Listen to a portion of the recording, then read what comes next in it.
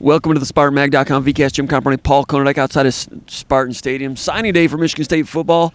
As we record this right now, Michigan State with a class that's ranked number 17 in the country. That could move down a little bit, maybe up.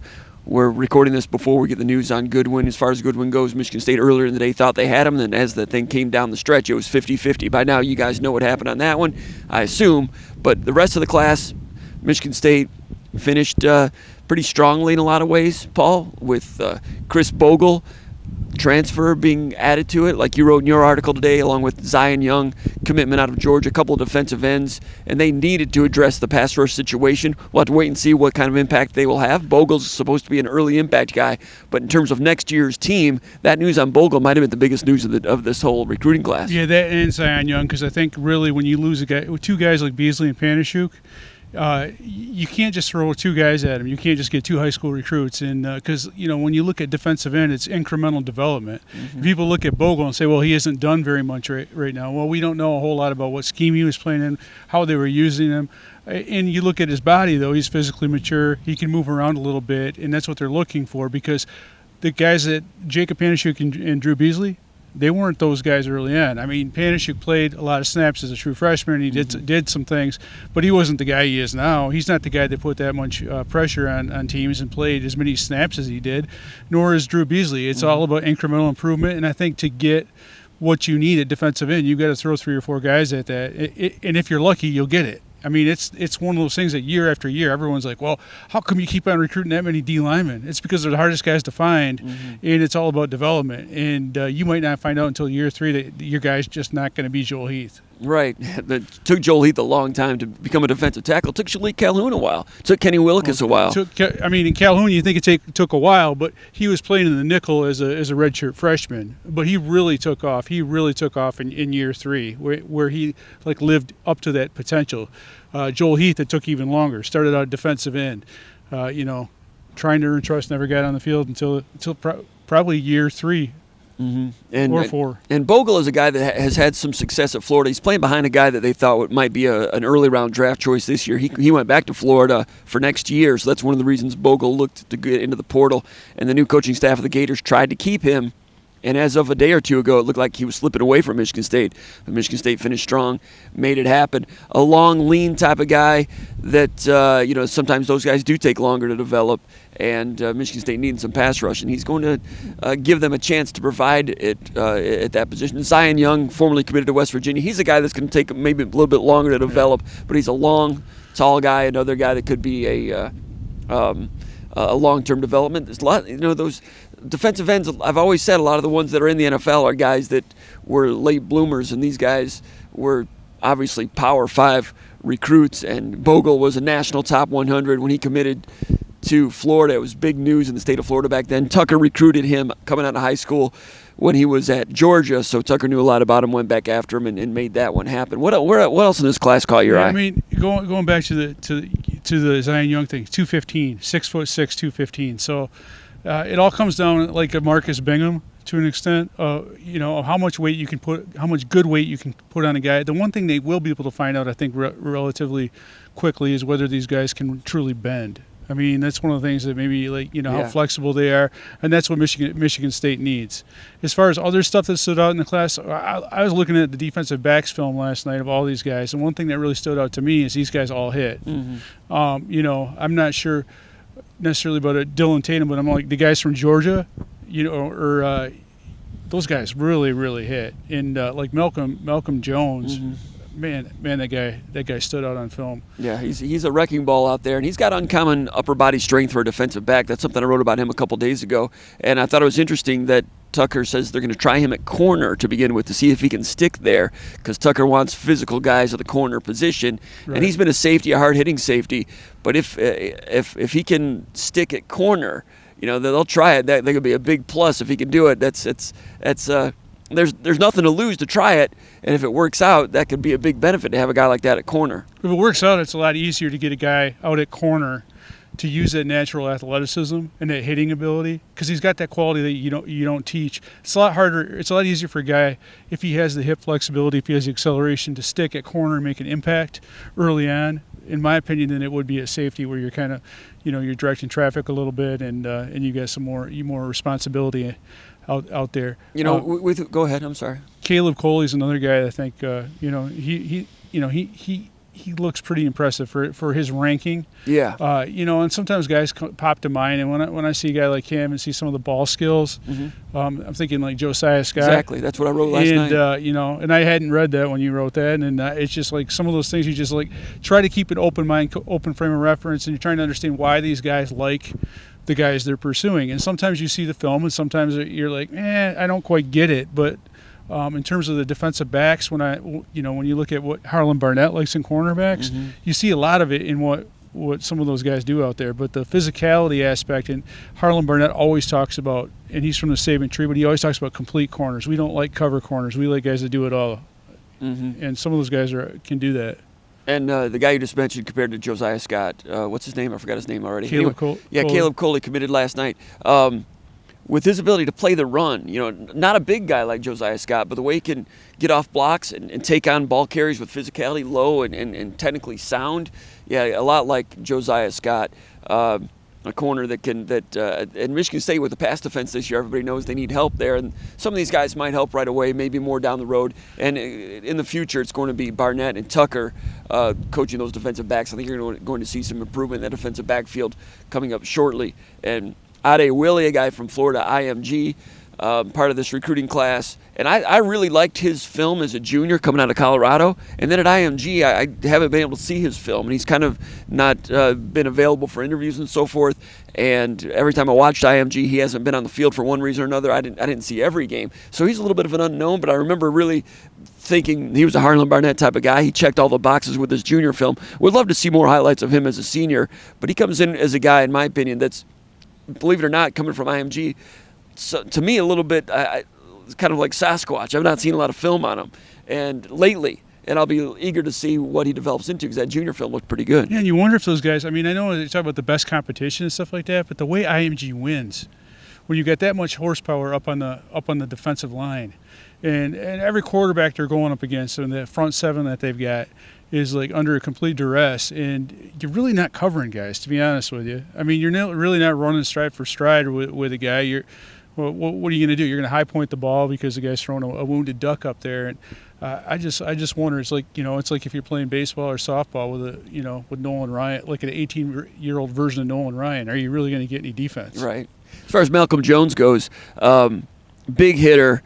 One thing when I watched his highlights is you didn't see a lot of him turning and running with the receiver. So I was like, well, could he, but then you see the return stuff. That's what I was looking at closely. I mean, because, like you said, it's all hit, angles.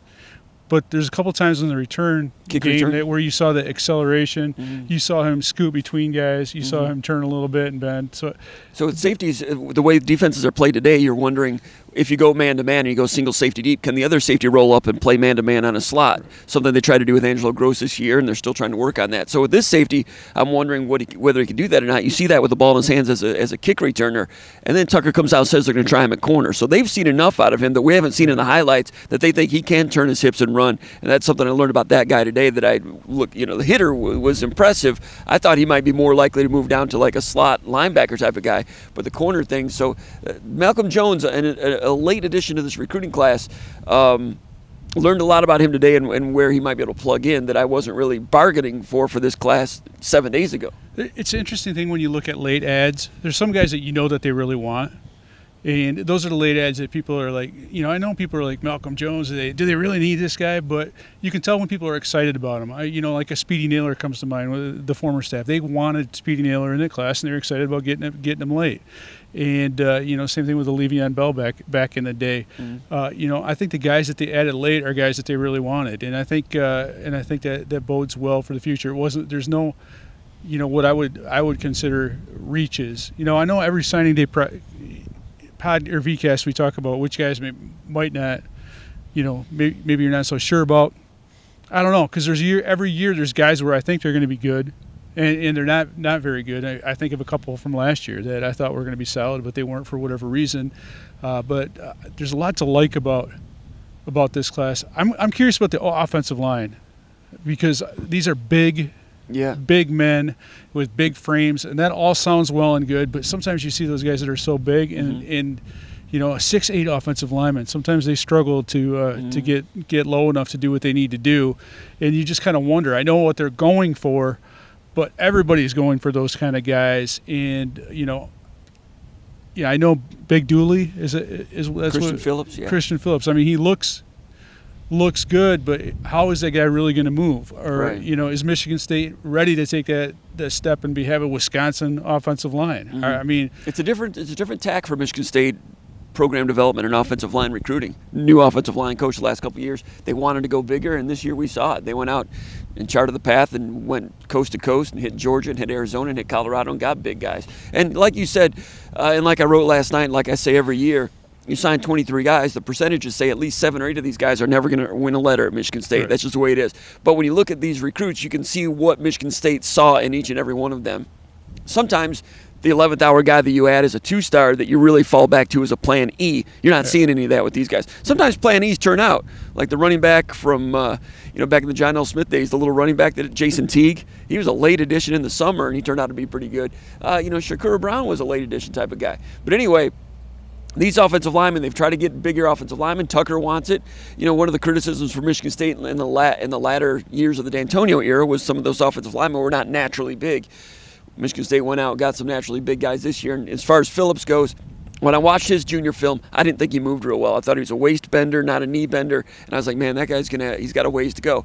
Then I looked at his senior film, and he has improved. He's moving better, but he's not as big as he is. He doesn't move laterally all that well. He's straight line speed. He's got some quickness. And like Tucker said, he's got some dancing bear qualities to him. He's got crazy power to him when he gets his hands on you. And I asked a little bit around the program about him because he's a big guy, but he's not a tackle, and I confirmed they see him as a guard to begin with. And he's a guy that when he gets into the strength and conditioning program here, nutrition program, probably takes some of that weight off. He can pull right now. They use him as a pull tackle right now, and he can move around, so that should improve a little bit. But he is windshield versus bug. He just knocks guys away. And there's this one clip of him where a defensive lineman puts his hands out on him, and he hits the guy's wrist, bam, just like that, and the guy falls to the ground just by him hitting his wrist, just like this, and the guy falls. I've never seen that before, so I'm like, man, okay, there's just some feats of strength here in the age of Festivus, where this guy right here does some interesting things. Now, I would say he's kind of a project because he is so big. The other one's Braden Miller, and I looked at his junior film. I thought he checked all the boxes. Then he grew another half inch and checked even more boxes as a senior. Tucker said today he says he could be a guy that plays immediately, which you don't often hear about offensive linemen. Braden Miller, I think, could be the most underrated member of this class. He checks a lot of boxes athletically, fundamentally, all those things. But then you get here and you just never know. I mean, Zach Huter was that way coming in. You just never know when somebody's going to have a little injury situation. Injuries. But yes, he did. You just never know when someone's going to have injuries like that, and that happens on the offensive line a lot. But Braden Miller will come in with a lot of firepower, a lot of tools, and that size. Yeah, and you look at Michigan State, where the two classes that Tucker's had, I think offensive line was a strength in each class, and with as many of these guys from the D'Antonio era that've been around for a long time, getting production out of them this year. Now, after this year, is the time where these Mel Tucker guys, the ones that they've made offensive line recruiting a priority, these guys need to get some traction, and they need to start making some moves in the right direction, because it's go time for those guys. Sure. And because you don't want to keep on having 7 offensive linemen or whatever in each class. I'm not saying that they do, but you want these guys that you recruit, these big type of guys. Mm-hmm. They've got to start bearing some fruit. Not all of them, because sometimes it's like the D line where it's a 3-year thing. But you want to start hearing this spring and seeing this spring certain ones of these guys taking steps in the right direction. I think it does help with a lot of guys in this class. A class that they like very much, that they're going to be here early. I think this is more early enrollees than I can remember ever Michigan State ever signing, and I wonder if there's not more early enrollees because there's so much more high school recruits available with everyone hitting the portal so hard. I don't know, or if they targeted early enrollee guys or what, but there is a lot of early enrollees in this class, and I think that bodes well for the class, not only the 4-year guys, but the transfer portal guys. Mm-hmm. And when we were talking earlier about how you look at a class, maybe the star average is about the same of what it would be in the D'Antonio era, mm-hmm. but they didn't have the portal. And mm-hmm. you look at how Michigan State used the portal pretty selectively thus far, and I think they're going to be very selective because they know what they've got on the roster. But every single one of the guys that he brought in the portal are guys that can help, and they're guys that are been brought in early. We talk about how bad the defensive backs were in this past year. I think it really would have helped those guys. Yeah. If those guys were on campus early, especially the corners. So, you can cast any judgment you want on the defense that was played on the field. I think injuries had something to do with the corner play throughout the course of the season. But the fact that those guys weren't on campus until late summer had a lot to do with a lot of stuff. And the fact that you've got 4 portal transfers coming in, guys that are going to play key roles or expected to play key roles, and they're going to have the benefit of strength and conditioning. They're going to have the benefit of spring football practice. Yeah. That's huge for Michigan State. Especially those linebackers, Brule and Windman coming in. They're going to want to play right away, of course. And unlike the corners, unlike Ronald Williams and Marquis Lowry and Crump and whoever, I can't remember who the third, Chester Kimbrough, unlike those guys, they'll have the spring practice. Last year, the portal guys, Kenneth Walker III came in early. And I really believe that the extra months he had in the nutrition and strength program had an impact on what he was able to do, going from a good player at Wake Forest to a great player here. Jarrett Horst came in the spring, and he was able to start right away. And most of them were not, though. Most of those transfers were not early enrollees this year. As far as the high school guys go, a lot of these guys committed last spring or last summer, and you can tell by the way Tucker talks. I don't think he's ever said it publicly, but I think he's in favor of early enrollees for high school for all the reasons he mentioned. And so I'm assuming that they are communicating that to the players in March if they commit. See what you can do to get on target to enroll early. So I think too, a lot of high school coaches are communicating it to their players. It is ultra competitive in terms of recruiting. We were talking about this a few minutes ago. MAC schools getting more and more three-star players. It is ultra competitive. Anything you can do as a high school recruit to set yourself apart, whether that's having really good grades, I mean that's a priority, but also having all your core classes taken care of so you can go in. That's one of the arguments against the four-year player is that, hey, we already know what these other guys can do. They've already been in the college program. So if you're a high school recruit, you can put yourself in a position where you're going to have spring football, where you can get that early acclimation and get in the weight room. That's going to benefit you. You got to do something to set yourself apart. All right, if you're watching this for the first time, get over to SpartanMag.com, become a subscriber. All our coverage over at SpartanMag.com continues throughout the year with recruiting coverage, basketball coverage, the whole bit. As far as quarterback, Katin Hauser. I like him. Yeah, and I watched their game against Mater Dei. Back in September, October, what it was. Mater Dei is so talented. And Hauser started that game and was 4 for 4 on the opening drive with all kinds of throws to lead them down there for a touchdown drive. Got mobility, too. Mobility and creativity. In addition to all the arm talent. And you watch the Elite 11, he went through the ranks of Elite 11. Elite 11 is kind of the figure skating of quarterback camps. But you can't go deep in that unless you've got some serious arm talent. He's a trick shot artist with some of the things he can do, just throwing the ball at the T-shirt camps. Then you see him get out there, create with his feet, and against those coverages, what I like about him is the teams that they play. Mater Dei, I mean, you got D1 guys all in the back 7, and they are running sophisticated coverages. And you just watch him drop back, and he's making read, bam. You watch Justin Fields last year for Ohio State. I mean, he'd make one read and throw it or tuck it and run it. And that didn't look like a red flag until they played Indiana. And after the Indiana game, I'm like, man, I'm not sure about him as a pro. It's something as simple as watching the reads. Hauser makes reads and delivers it. That doesn't mean he's going to be great here, but I think he comes in further along, more sophisticated as a player than a lot of the great quarterbacks we've seen come through here. Doesn't mean he's going to become them, but I really like his starting point coming to Michigan State. Yeah, I think the most underrated quality of a quarterback at the college level is the quick brain. You and I both feel process. That. And you talk about like the beauty pageant of quarterbacks. Yeah, that Elite 11 is that. There's a lot of guys that are crap that look really good, throwing it 70 yards. But when you go into the California football scene, A lot of people talk about different areas of the country, Yeah. but that California, the top programs in California, it's like a college, and It is. And you see defensive backs switching coverages. Yeah. It's impressive. It's impressive stuff, and none of the stuff that he sees out here is gonna become as a surprise. There's certain conferences that do certain things, and there's always guys that come in ahead. He reminds me of those guys that. You think some of the defensive players that have come in from the Cincinnati Greater Catholic League, where they just know what's going on and what you've got to do. California is that cradle of quarterbacks right now, and and so Elite 11, that's all well and great. Happy for you. You look good. He deserves that. He deserves that recognition. But when you can do it on the field against good coverage, against great teams, it prepares you for the pressure that you face here. Because every quarterback, every school. Every Power 5 school usually brings in a top quarterback and every year, and there's only one guy that can do it, right? Yeah, and he's sharing snaps there at St. John Bosco Prep with a guy who's younger than him that's going to be a Power 5. He's a 4-star also. And, credit to their coaching staff. They played both of them, and they both developed.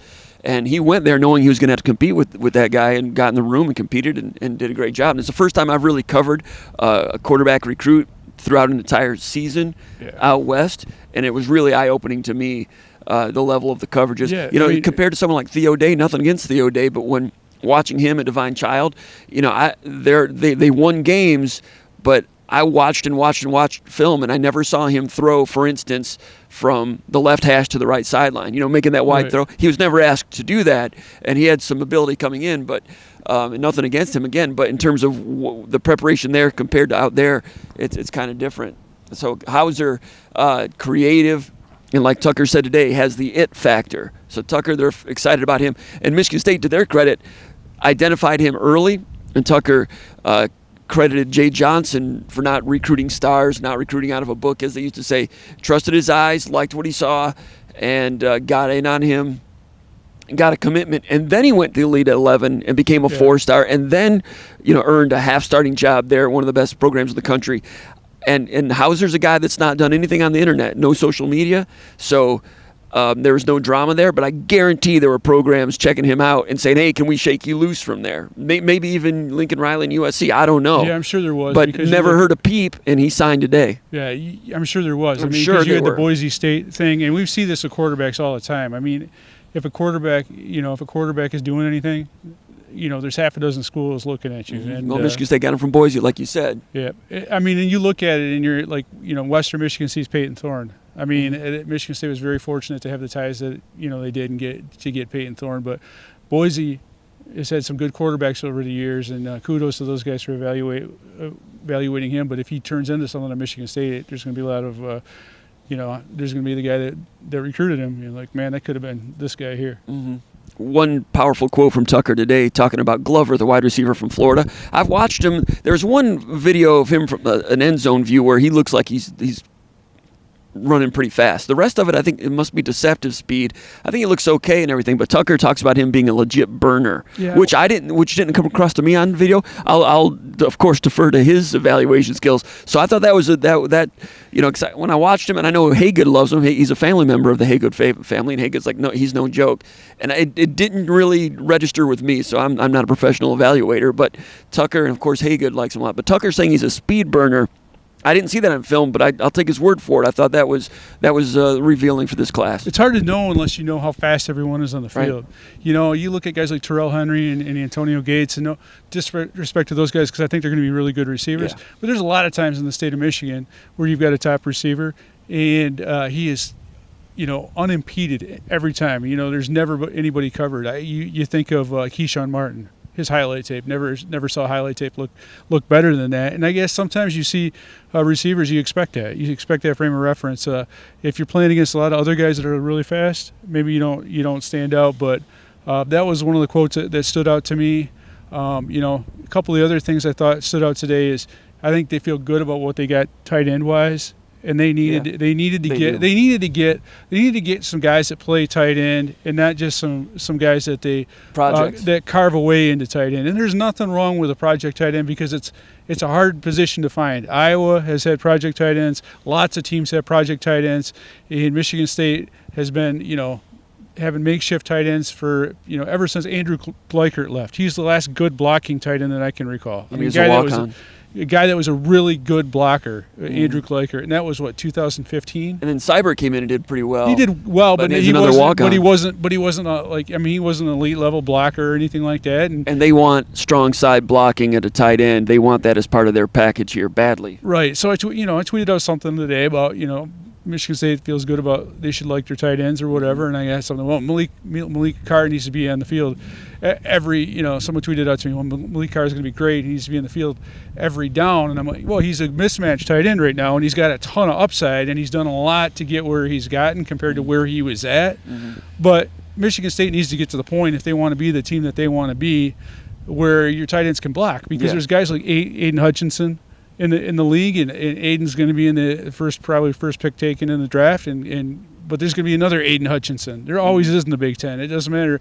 You play 3 or 4 of those guys that are draft picks, and you at some point, to be a championship caliber team, you've got to have a tight end that can block a future NFL player that's a defensive end. In pass protection or picking up third down and 2.5, you want to have the flexibility that if the tight end is attacked to the offensive tackle, that could be play action, or we might be running behind that guy. Yeah. And Malik Carr, like I said all year, late in the season when he was getting on the field, you can't be in a situation where if he's on the field, the opposition knows it's a pass. So Michigan State late in the year would have him on the field, and they would run, and it looked a little better later in the year than it did earlier. But they had to establish it just to try to achieve some sort of balance there. So Carr has to continue to do that. It's not just about what he does with the ball in the hands. For the whole construct, he's got to be able to block, and I think he'll get there. But these two guys, Masunis, coming out of Arizona, he is a blocker. He's Evan Jones was a good blocker, but couldn't get some other. Was it Evan Jones, or who was the other guy that left? Noah. Yeah, that guy. Noah Davis. Yeah, he was a real good blocker in high school, but couldn't really catch it. He couldn't catch. He got hurt. He couldn't run routes, and might have left a little early, but I don't know what he ended up doing in the MAC, I think. But anyway, Matt Dotson came in as a 4-star tight end, but you watch him at Moeller. He was a glorified receiver. He was nothing but a split end. Yeah. And good kid, did his best, came in here, tried to learn to block, was making progress, and he kept getting injured. But that gets back to your point about they've been projects here over the years. Now these two guys, Masunis is a physical blocker. Nickel is too, but Nickel he's a refined pass catcher as well.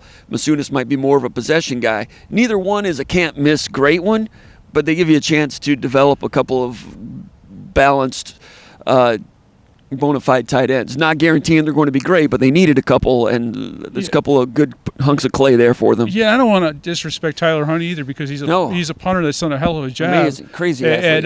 And he, I think of that pass that he threw this year. Crazy. He's a good player, and I think he's a guy that can take another big step as a blocker within an entire offseason. I think he's coming back, which I think he can. Assuming he's coming back, absolutely. But so I don't want to disrespect those guys. It's a position that is you've got to shape. Where would they be without Hunt? That's the point. I guess the point. Where would they have been at tight end without Hunt and Hayward? A couple of makeshifts there that did a good job, and they got a 10-2 team, and they kind of made it work. But they kind of would rather do it like this. Yeah, and I think I didn't realize that Milton's dad was. I didn't realize that Nickel's dad was a tight end. And they play more of a tight end thing. Like in high school football, I was talking to a high school coach last year. And he said, why would I spend all the time trying to teach my tight end, to be the guard qualities when I can get the most out of him by having him as a red zone mismatch as a big wide receiver. It's a lot of work to learn that.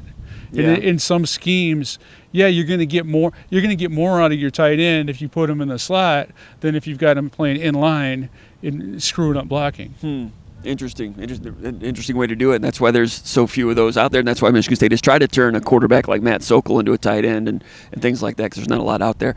As we wrap up, interesting, Tucker was talking about 2023, looking ahead to that all year, and he had some strong statements about what he thinks can happen next year, which is what we've been saying all along. If he won some games, it would really translate. This class was helped at the end by what Michigan State did this year, 10-2. The 10-2 probably helped them hang on to those recruits also, but the 10-2 is what you carried to the recruiting campaign next year, and he's talking big about the 2023 class already. Doesn't surprise me because these guys have been on campus early enough. You look at some of the guys in the 2022 class, that on-campus recruiting did not open up until until the spring. So these 2023 guys have already been on campus. They've seen the facilities. They've been to games, whereas a lot of these guys in the 2022 class weren't. They started out being recruited on Zoom. So that gives Michigan State a leg up. Now they've got a 10-2 season with a brand, and they've got a coach that's pretty charismatic. They've got a coaching staff that is very into recruiting on a consistent basis. They've got a great recruiting infrastructure. And these guys have been able to develop relationships or tap into old relationships. And so when you look at this 2023 class is really the class where the on-campus recruiting is going to benefit Michigan State. They did a good job getting these guys on campus with the transfers, getting these guys, official visits. That was all well and good. But to really clean up in areas you want to clean up, you need to start recruiting these guys early, have relationships with them early. And if you can get those guys on campus, which they were last fall for games, that's going to put you way ahead of where they were last year at this time. And they're doing it with a 10-2 with this coach that has more name recognition than he did a year ago. And he said the way Tucker said, he's going to go after the very best. And they'll have. I thought those were strong statements. And the way he said it, he said we're going to be going after the very best, and we're going to be in it till the end with these guys. Yeah. What he was saying before, his insinuation with that remark is that they were able to get a lot of the very best players in the country to look at what they were selling and to give them time. That's part of the Michigan State brand. Tucker's a very charismatic recruiter. They're going to give them time, but to stay in it to the end, to stay in it beyond the top 10 or the top 8, top 5, when it gets whittled down to 2 or 3, that's where this is different now. The brand is established. It's not a risk to put Michigan State in your top 3. That's what he says. It's going to happen more next year. So he's already getting to work on that. And what happened with Goodwin today, coming down the stretch for a 5-star, basically a hat dance that goes beyond signing day. That's not going to be the last time that happens. Get used to it, because every year there's going to be 1 or 2 or 3 of those, because that's what they're going to be shooting for. It's not going to be anything new. So Michigan State, as Tucker called it, a consensus top 20 class. Like Konyndyk said, and like I've said before, in terms of star average, it's in that 30, 31, 32, which D'Antonio had in some of his better ranked recruiting classes. And I think his very best recruiting class was one with Max Bulla and Denard and those guys, and that was like 31 or so, with a handful of 4-stars, and of course a couple 2-stars doing great things. Good defensive linemen in that class. Right, and good, solid, healthy recruiting class for Michigan State this year. We'll see where it ends up with the final rankings. Addressed defensive end, added to the quarterback talent pool for the future, which is important. You got the transfer Jalen Berger from Wisconsin as a running back. They'll look for another running back possibly in the portal, and setting up to see what happens in the bowl game and into the 2023 program from a recruiting standpoint. Looks like it's in pretty good shape, Paul. Absolutely, and I love what they did at linebacker. With the portal guys? Yeah, with the portal guys. And plus, Quavian Carter being mentioned today as a linebacker. His film was all as a safety. He was dinged up a little bit as a senior this year, a bigger safety. And Tucker saying they'll put him at linebacker, which I didn't know, didn't see that coming. And those of you that watch recruiting closely, that was kind of news today also. But anyway, interesting signing day for Michigan State. Positive directions continue for Mel Tucker and his regime for the Spartans. Anything else, Paul? Nope. For Paul Konyndyk, Jim Comparoni from Spartan Stadium in East Lansing, you've been watching the VCast, SpartanMag.com. Go over to SpartanMag.com, become a subscriber. We'll see you over there. You'll love it. SpartanMag.com.